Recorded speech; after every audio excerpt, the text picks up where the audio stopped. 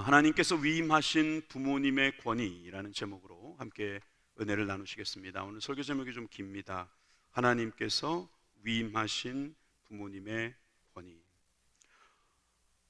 여러분들은 어떤 광고 같은 것을 보실 때 그 광고를 쓰신 분들의 정말 마음들을 보실 때마다 깜짝깜짝 놀라지 않습니까?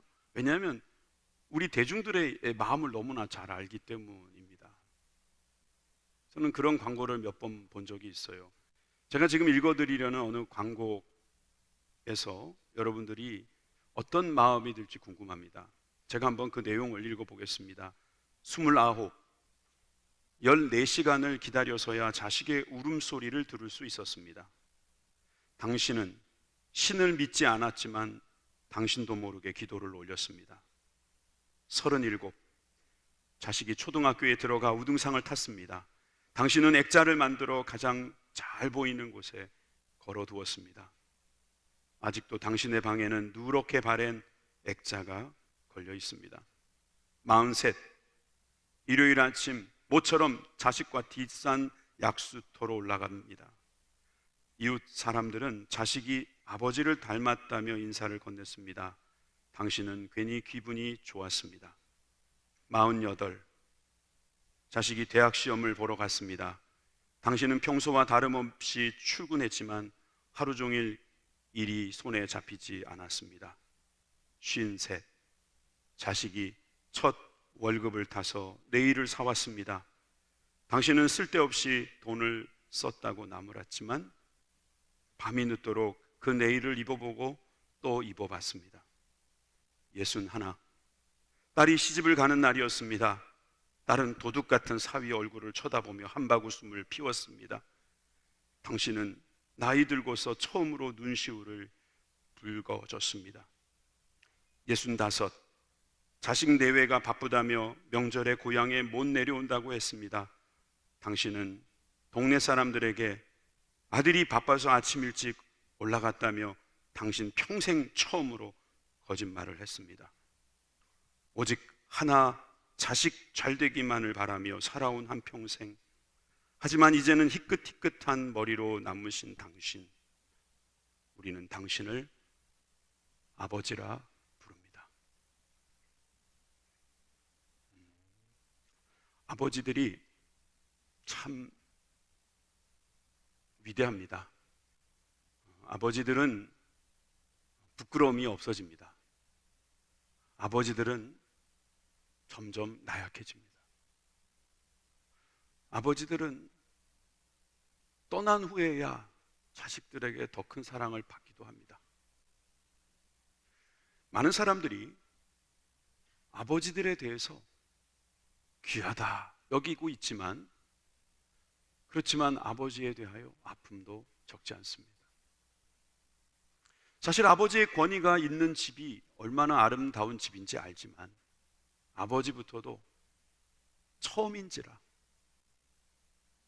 아버지가 처음인지라 실수도 많이 합니다. 아버지가 권위를 잃게 되면 그 가정이 어려워지듯이 이 세상의 권위자가 그 권위를 잃으면 그 세상도 어려워질 것입니다. 많은 사람들이 권위주의는 아니라고, 싫다고, 버리자고 말하지만 이 세상의 권위까지 버리는 것은 옳지 않다고 생각합니다. 여러분, 진정한 권위는 어디에서부터 오는 것일까요? 어떤 권위가 건강한 권위일까요? 많은 시대가, 많은 사람이 소위 가부장적인 것이 좋지 않다 하여 권위주의를 탈피하는 과정에서 이 권위를 놓쳐버린 것은 아닐까요? 하나님은 이 권위에 대해서 어떻게 말씀하실까요?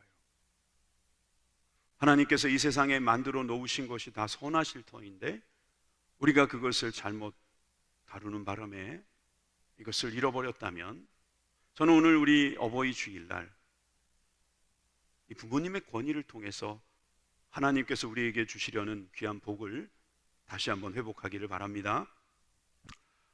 그래서 세 가지로 오늘 볼 텐데, 이 제목에서 우리는 하나님께서 위임하신 부모님의 권위가 왜 주어졌는가?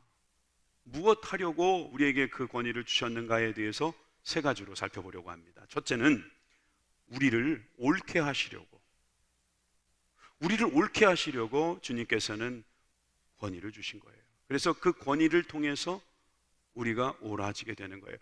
여러분, 오늘 본문에 아주 짧게 우리가, 또 본문조차도 짧지만 짧은 한 문장을 우리는 지금 가슴에 담고 있습니다. 내 부모를 공경하라. 십계명의 한 대목이죠. 십계명 10계명입니다. 10계명 중에 중앙에 있는 5번째 계명, 내 부모를 공경하라, 이 말씀을 여러분들이 잘 기억하실 텐데, 오늘 같은 날은 한번 십계명 전체를 한번 보는 것도 좋지 않을까 싶습니다. 제 1계명은 너는 나 외에는 다른 신을 내게 두지 말라 하셨습니다. 제 2계명은 우상을 만들지 말고 절하지 말고 섬기지도 말라 하셨습니다.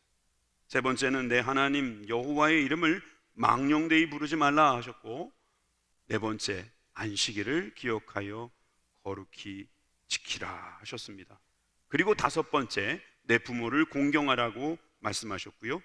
6번째 살인하지 말라, 7번째 간음하지 말라, 8번째 도둑질하지 말라, 9번째 내 이웃에게 거짓 증거하지 말라, 10번째 내 이웃의 집을 탐내지 말라, 이렇게 말씀하셨어요. 두 돌판에 새겨졌다고 하죠. 한쪽 돌판에 새겨진 것은 아마 1계명에서부터 5계명이 아닐까, 5번째 계명이 아닐까 하는 생각이 들고, 또 6번째부터 10번째 계명이 바로 또 하는 다른 계명이었을 거라고 생각합니다.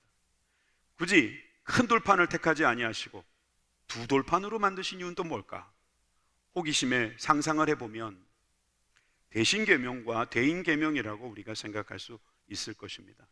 그런데 이 5번째 계명은 대신계명인지 대인계명인지 조금 헛갈립니다. 아버지는 사람인지라 이건 대인계명이지 라고 생각하려고 하다가도 말씀을 읽으면 읽을수록 이 부모를 공경하라고 하는 이 말씀 자체가 단순히 대신과의, 그러니까 사람과의 관계에서만 생각할 수 있는 부분이 아니다라고 하는 결론을 저는 늘 찾게 됩니다. 계명이라는 것은 결국 우리에게 옳게 하려고 하시는 거 아닙니까? 법을 지키면 옳은 것이고 지키지 않으면 그른 것입니다.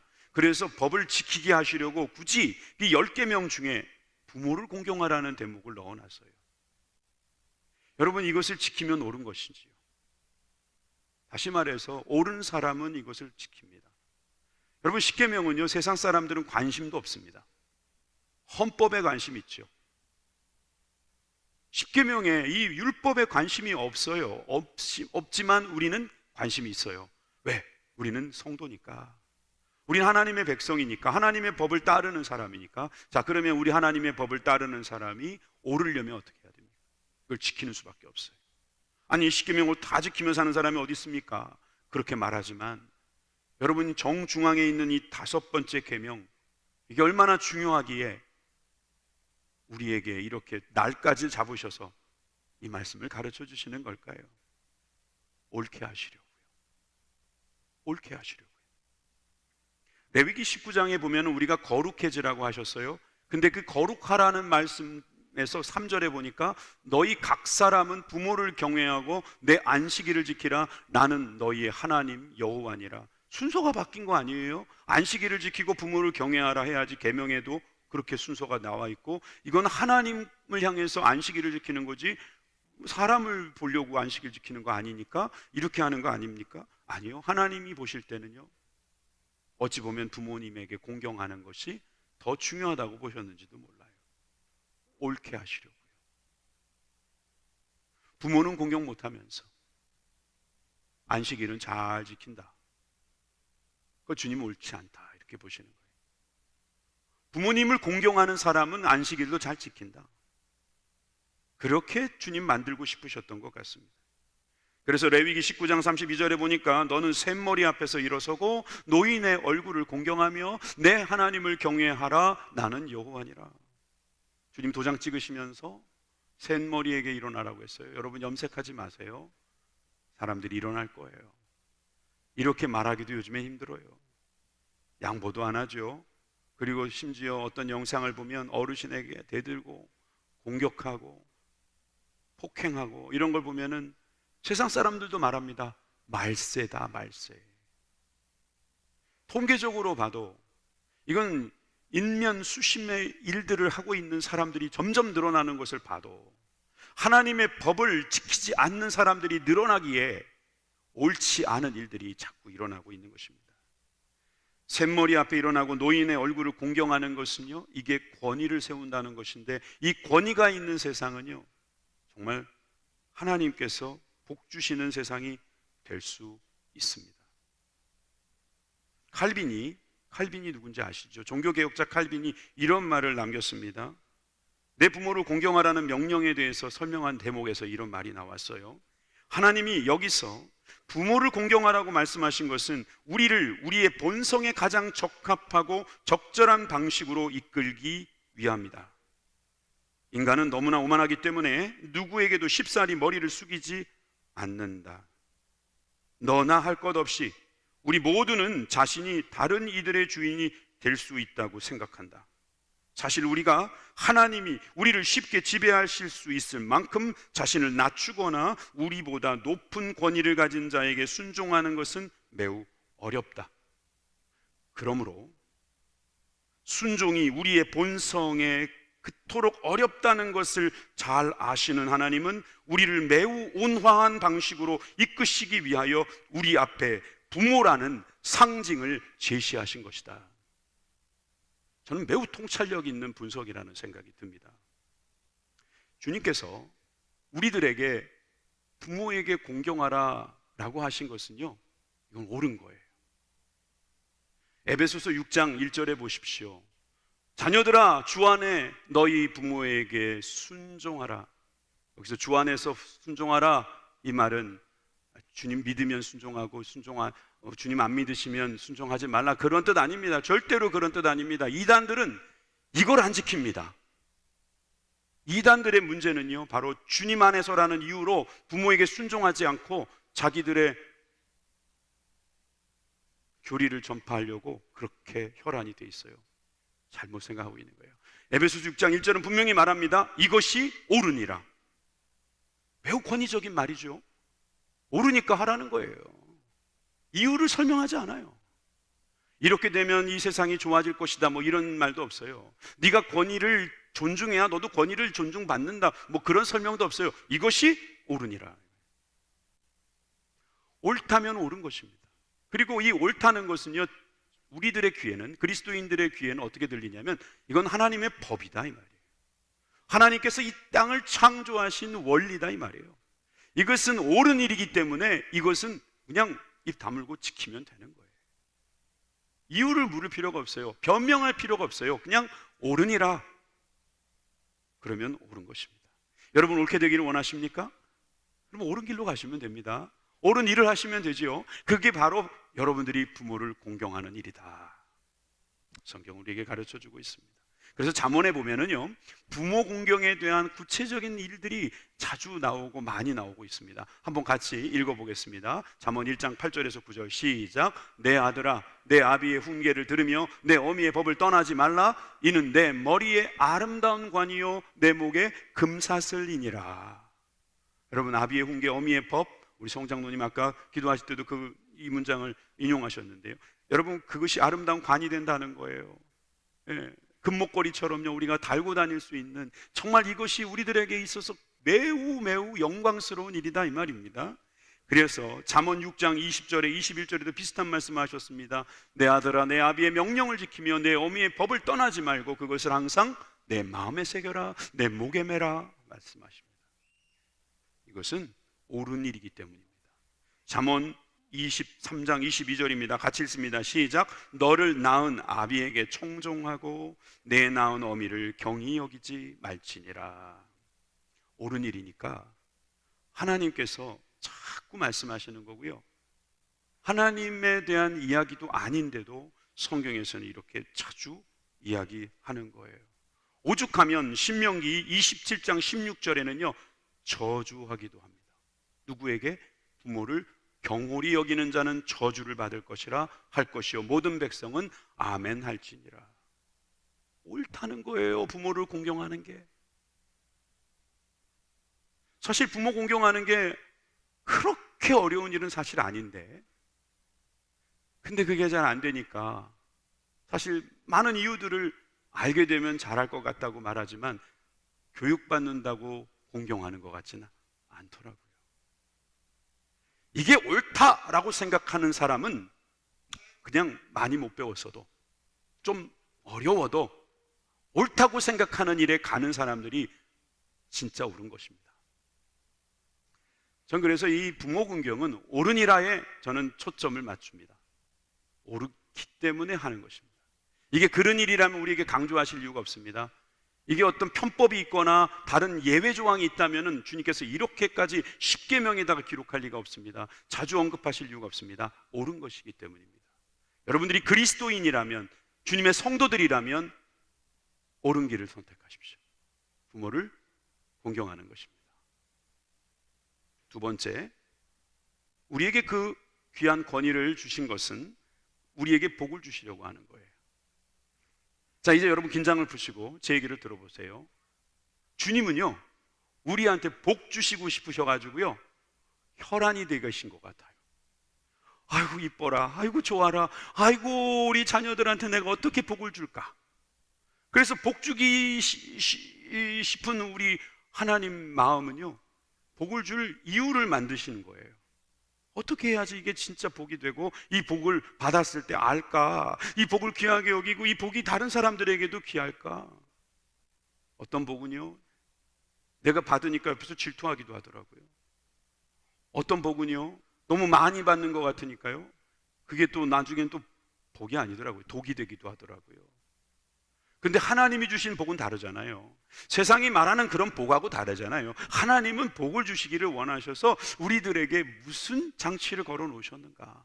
자, 오늘 본문에 그 내용이 나오죠. 같이 읽겠습니다. 출애굽기 20장 12절입니다. 시작. 내 부모를 공경하라. 그리하면 내 하나님 여호와가 내게 준 땅에서 내 생명이 길리라. 아멘. 여기서 내 생명이 길리라 라는 말은 우리의 삶의 주관자 되신 우리 하나님만이 하실 수 있는 일입니다. 아멘이십니까? 우리는 생명을 하나님께 받은 사람 아닙니까? 그런데 하나님께서 너 길게 해줄게 그러면 하나님이 하시는 거니까 이건 믿을 수 있죠. 약속입니다. 하나님께서 우리에게 복을 주시겠다고 이렇게 말씀하신 겁니다.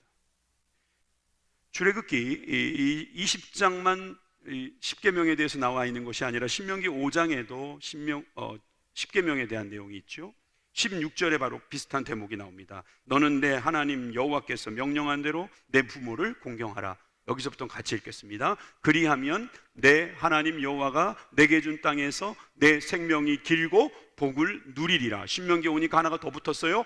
복을 누리리라. 생명도 길고 복도 누리는 거예요. 이거 진짜 좋은 말이죠. 생명만 길어요. 복은 없는데. 별로 원치 않죠?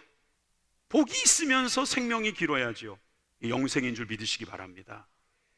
우리가 영생을 받아놓고 살아가면 이게 바로 복입니다. 여러분, 부모를 공경하는 사람은요, 이런 복을 받는 거예요. 참 신기하지 않아요? 저는 이게 신기하다고 생각해요. 왜냐하면 네가 부모를 공경하면 부모가 오래 산다 이렇게 말씀하지 않으시고요, 공경하는 네가 오래 산다 이렇게 말했어요. 생각해 보세요. 이 말씀은요, 명령이 있어요, 순종이 있어요, 생명이 있어요. 명령, 순종, 생명이라는 것은 하나님께서 우리에게 주신 명령에 순종만 하면은 거기에 놀라운 결과가 나온다는 뜻이거든요.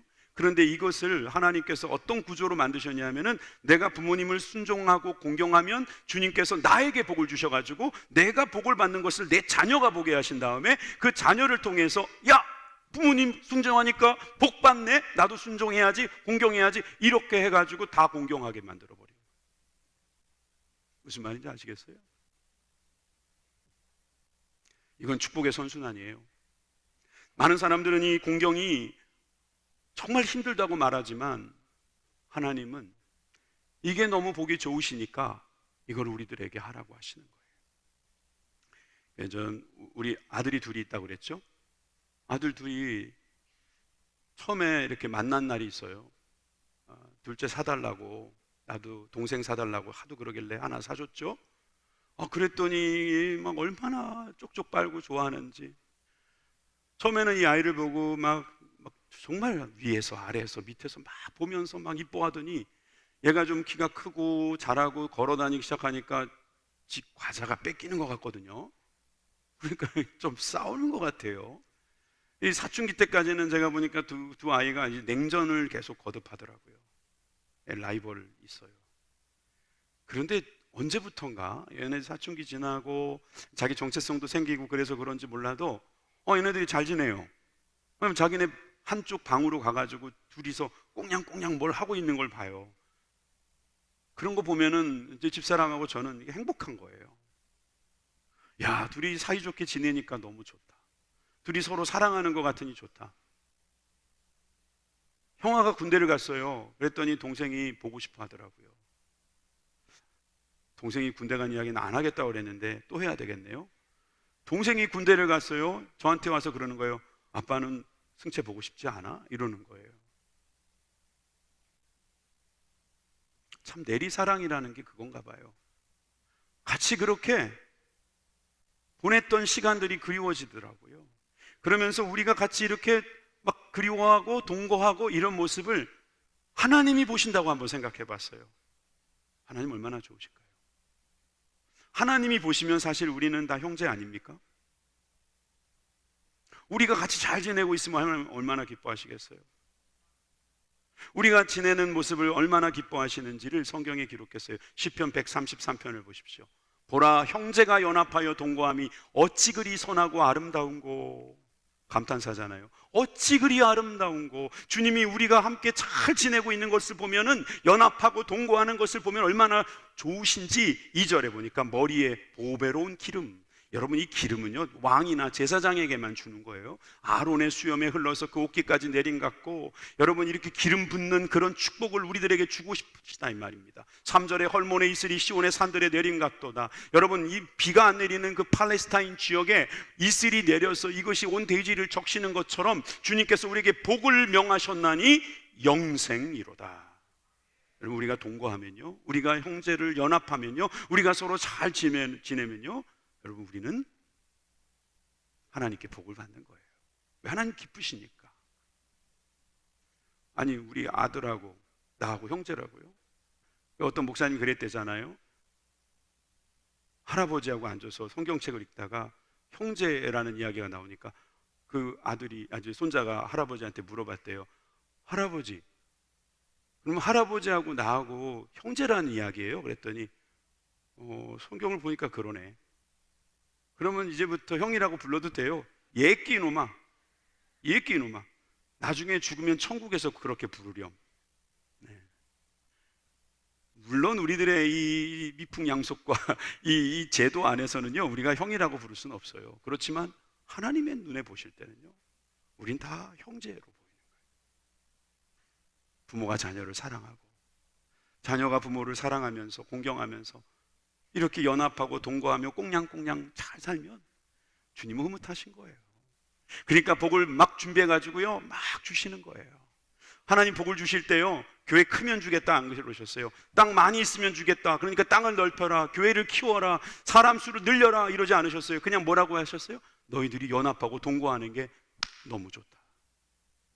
하나님은 사장님이 아니고 아버지시라 그렇습니다. 하나님은 이 하나님의 기업, 이 사업을 키우려는 생각보다는 하나님의 자녀들이 행복하게 연합하면서 동거하는 것을 간절히 원하고 계십니다. 그래서 그 복을 주시려고 부모님을 우리들에게 주신 거예요. 부모님들 그래서 공경 받으셔야 돼요. 공경을 받으셔야 돼요. 공경을 받으시기 위해서 정말 하나님 앞에 쓰임받는 우리 모든 교회가 되기를 주님의 이름으로 축원합니다. 제가 결심하기는 우리 교회 학교 아이들은요, 부모님을 공경하는 아이가 되도록 훈련하고 싶어요. 많이 보내주시고 또 우리 청년들도 그런 훈련이 될 수 있도록 많이 기도해 주시기를 부탁드립니다. 에베소서 6장 아까 1절에서는 어른이라 그랬잖아요. 근데 2절부터는 이제 조금 더 구체적으로 구약에 나와 있는 이 10계명의 다섯 번째 계명 이렇게 설명합니다. 내 아버지와 어머니를 공경하라. 이것은 약속이 있는 첫 계명이니 이로써 내가 잘되고 땅에서 장수하리라. 이해됩니다. 그런데 약속이 있는 첫 계명, 그러면 약속이 있는 둘째 계명도 있나? 아무리 찾아봐도 10계명 중에 약속이 있는 둘째 계명은 없습니다. 그런데 생각해 보니까 모든 계명은 순종하면 하나님께서 복 주시기로 약속을 하셨습니다. 그런데 여기에 왜 구체적으로 약속이 있다고 말을 했을까요? 그리고 왜 첫 계명이라고 했을까요? 물론 약속이라고 하는 것은 여기서 잘 되고 장수한다라고 하는 구체적인 것을 말씀해 주신 것이기도 하고요. 첫 계명이라고 하는 것은 우선순위에 있다는 거죠. 여러분, 여기에 있는 10계명 중에서 가장 눈에 쉽게 띄는 게 바로 이 다섯 번째 계명이에요. 제가 교회에서는 매우 젠틀한 척하고 매우 따뜻한 척하고 매우 뭔가 모르게 좀 지식이 있는 척 하는데 부모님 앞에 가가지고는 막말을 하고 거칠게 말하고 공경이라고도 하지도 않고 막 이러면은요, 이거는 정말 잘못된 거잖아요. 그러니까 주님께서는 약속 있는 첫 계명으로 삼으라는 거예요. 여러분들이 그 약속을 잘 지키고 그 약속을 받기를 원하신다면 하나님의 약속과 여러분들의 약속이 하나 되어서 복을 받게 되기를 간절히 소망합니다. 저는 우리 교회가 복 받기를 바라요. 그러려면 우리가 말씀에 순종하고 말씀에 순종하는 대로 우리 자녀들이 복을 받을 거예요. 혹시 여러분들 중에서는 부모님들 중에 아직 예수님을 안 믿는 분들이 계세요? 그렇다면 여러분들이 부모님께 잘 해주세요. 저는 우리 교회 성도님들 중에 많은 분들이 그런 간증을 하는 것을 들었어요. 부모님께 말씀대로 잘 해드렸더니 나중에 그러시더라는 거예요. 네가 믿는 예수 나도 믿겠다. 어떻게 하면 되겠냐? 저는 그렇게 되는 거예요. 우리가 그렇게 될 수 있다는 거예요. 그러면 우리 모두가 복으로 충만하게 될 것입니다. 땅에서 잘 될 거예요. 잘 되는 거예요. 장수하는 복이 있어요. 이 땅에서만 아니라 영원히 사는 그 놀라운 장수가 여러분들에게 있기를 간절히 소망합니다. 마지막 세 번째로 우리에게 부모님의 권위를 위임하신 이유는 하나님을 섬기게 하시려고요. 그것도 잘 섬기게 하시려고요. 오늘 읽었던 본문의 12절을 다시 한번 보시면 내 하나님 여호와가 내게 준 땅이라고 말씀하셨어요. 하나님이 땅을 주신다는 거예요. 너희들이 어디 가면 땅 얻을 것이다가 아니고요, 하나님이 주겠다는 거예요. 하나님과 우리와의 관계가 부모와 우리와의 관계 사이에 끼어 있다는 거예요. 사실 이 본문에서 이렇게까지 하면은 여러분들이 너무 비약이 아닙니까? 라고 말할지 모르지만 성경 전체적으로 보면 인간관계의 모든 것들이 다 하나님과의 관계와 연결되어 있다는 것을 알 수 있어요. 부부관계를 보세요. 부부를 교회와 예수 그리스도로 연결짓고 있지 않습니까? 예수님이 교회를 위하여 헌신하셨듯이 또 교회가 예수님을 위하여 충성했듯이 여러분, 우리가 부부관계를 이렇게 계속 가져가는 것은요, 동물들하고 다른 거예요. 동물들하고 다르게 우리는 정말 끝까지 함께 사는 거죠. 이럴 때 우리는 그리스도를 배우는 거예요. 사랑이구나 이게. 이게 희생이구나. 이게 인내구나. 이게 행복이구나. 여러분, 교회와 예수님을 가르쳐주기 위해서 우리에게 부부를 주신 거예요. 사회생활 너무너무 힘들잖아요. 근데 집에 오니까 아내가 또 만약에 힘들다면 여러분도 얼마나 힘들겠어요. 그러면서 우리가 어떤 생각을 하겠어요? 예수님께서 우리를 이렇게 사랑하셨구나. 여러분들이 거기에서 희생을 하면 주님께서는 여러분들을 그리스도의 사랑으로 실천하게 하시는 길에 여러분들 참여한 거예요. 여러분들이 힘들더라도 참고 이겨내신다면 여러분들에게 하나님은 분명히 하나님께서 받으신 것으로 인정하실 것입니다. 구약 성경에 공경하라라는 말이 카베드라는 단어로 여러 번 쓰이는데 그 대상이 유일하게 딱 두 대상에게만 해당돼요. 하나님에게 공경하라라는 말이 있어요. 카베드, 무겁게 여겨라 이런 뜻이거든요. 그런데 사람에게는 제사장이나 왕에게도 공경하라는 말을 안 써요. 그런데 오직 부모님에게는 공경하라고 써요. 또 경외한다라는 말이 있죠. 하나님을 경외하라. 하나님과 유일하게 한 대상만 이 단어를 써요. 야레라는 단어. 부모에게만 써요. 부모님을 경외하라는 거예요. 왜 여러분 우리가 부모님을 경외해야 될까요? 왜 우리가 부모님을 공경해야 될까요? 여기서 하나님을 배우기 때문이에요. 아까 칼빈이 말한 것처럼 우리는 순종하는 걸 좋아하지 않아요. 우리는 도리어 군림하는 걸 좋아하고요, 소유하는 걸 좋아해요. 그런데 우리가 하나님께 순종해야지 복을 받는 거거든요. 우리가 뭘 안다고, 뭘 할 수 있다고 그렇게 교만하겠습니까? 그런데 순종을 배워서 그것대로 살게 되면 복을 주실 수 있는데, 그러려면 순종하고 경외를 배우려면 부모님에게 이것이 훈련되어야 한다. 그래서 주님은 우리에게 가르쳐 주시는 거예요. 시편 127편 3편에 보니까 자식이요 여호와의 기업이래요. 태가요, 태에 있는 열매는 그의 상급이랍니다. 하나님의 상급이래요. 애들 키우기 힘드니까 뭐 애들 보고 이상한 말 하잖아요. 뭐 무자식이 상팔자다, 뭐 가지 많은 나무 바람잘 날 없다, 혹덩어리다, 그런 말 싹 다 지우기를 바래요. 아니에요. 이거 보세요. 뭐라고 돼 있어요? 여호와의 기업이다. 나의 기업이 아니라 여호와의 기업이다. 혹시 좌우에 있는 여러분 좌우에 자녀들이 왔다면 너는 하나님의 기업이야, 이렇게 축복해 주시고. 하나님의 상급이에요. 여러분들을 너무나 귀하게 여기셔서 잘할 줄 알고 상급부터 먼저 주신 거예요. 뭐 또 잘했으니까 주신 것도 있고요. 하나님과 여러분과 부모님, 이렇게 삼각관계의 좋은 관계를 통해서 하나님을 어떻게 섬기는지를 가르쳐주고 계신 것입니다. 오늘 본문인 이 출애굽기는 우리에게 무엇이 옳은지도 가르쳐 주시고 그 약속의 계명까지도 주셨지만, 아까 읽었던 에베소서 6장 같은 경우는 옳으니라 라고 말하면서도 우리들에게 가르쳐 주는 그런 놀라운 지혜가 앞뒤로 많이 있어요. 그 중에 하나가 남편들아, 아내들아 이렇게 하면서 설명하거든요. 이 모든 대목이 원래 한 통이에요. 한 줄기에서 나온 말이에요. 언제부터 나오는 거냐면 바로 에베소서 5장 18절부터 시작된 말이에요.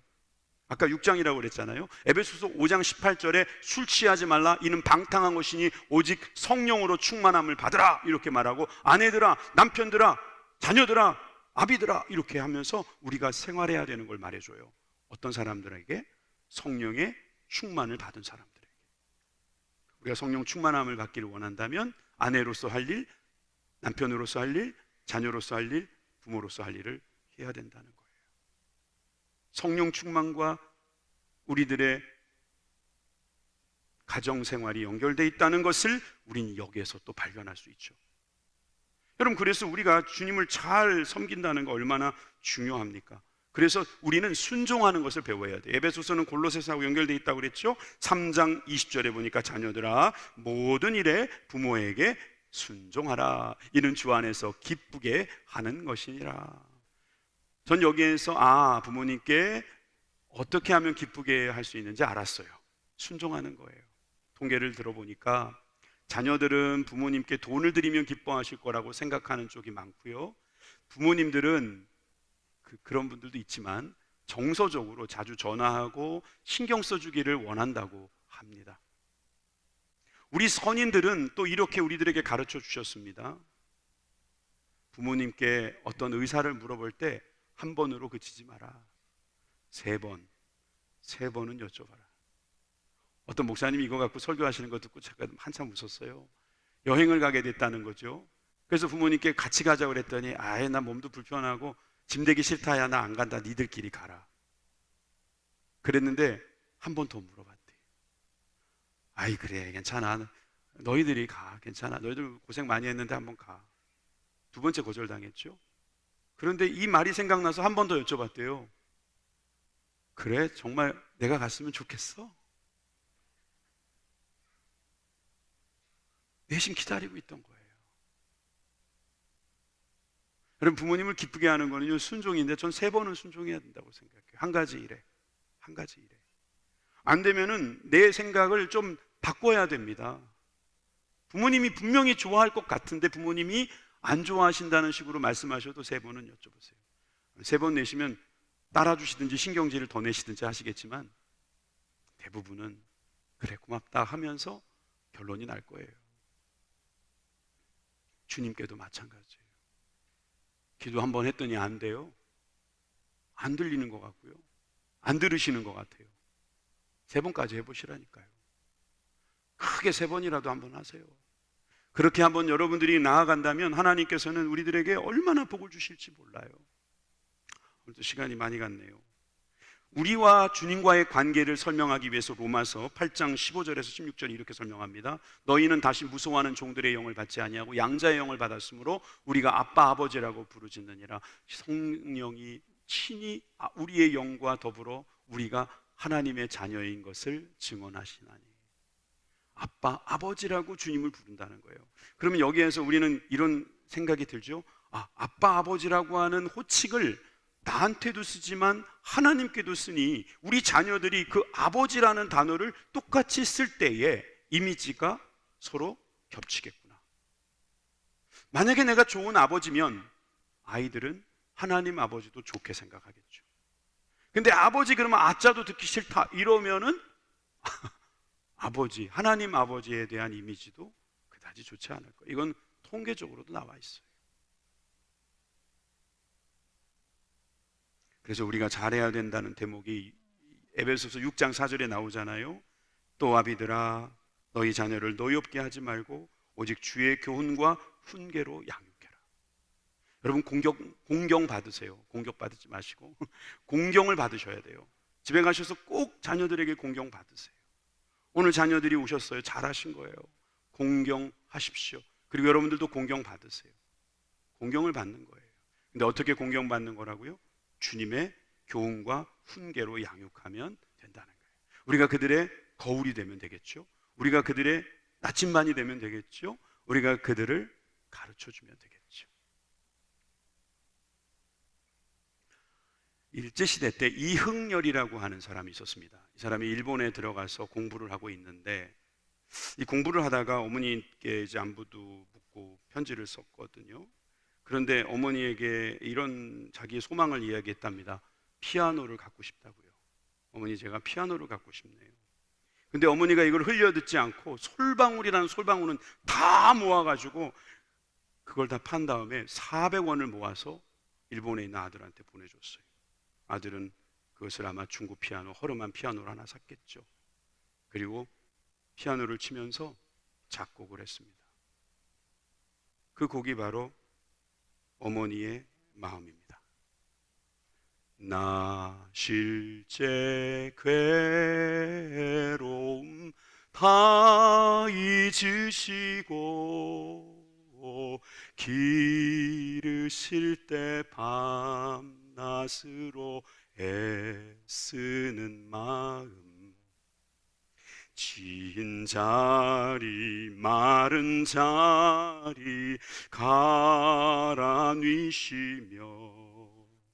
손발이 다 닳도록 고생하시네.